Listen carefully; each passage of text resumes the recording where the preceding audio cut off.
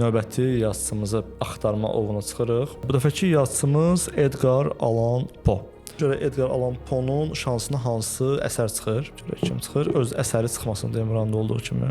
Kürk paltolu Madonna Sabahattin Ali'nin kitabıdır. Çox maraqlıdır. Açığı mən də bilmirəm, mənə sürpriz olacaq. Edgar Allan Poe kürk paltolu Madonna'nı yazsaydı necə olardı? Süni intellektə görə Sabahattin Ali'də bu səssiz və təmiz bir sevgidir. Edgar Allan Poe'da isə sevgi xatirə yox, lənət olardı. Maria Puder canlı bir qadın kimi deyil, ölüm və gözəllik arasında qalmış yarım reallıq bir fiqur kimi təqdim edilərdi. Rəsm bir portret deyil, keçmişdən sızan psixoloji bir qapı olardı. Rauf sevməzdi, obsessiya edərdi. Sevgi onu sakitləşdirməz, yavaş-yavaş dəliliyə sürükləyərdi. Finalda ayrılıq yox, illər sonra tapılan gündəliklər, yarımçıq cümlələr və oxucunu tərk etməyən bir sual qalardı. Maria Puder həqiqətən var idi, yoxsa Rauf onu sevmək üçün icad etmişdi? Poe üçün sevgi xilas yox, şuurun içinə düşən kölgədir. Bu süni intellektin düşüncəsidir və sizə görə Edgar Allan Poe kürk paltolu Madonna'nı yazsaydı necə olardı?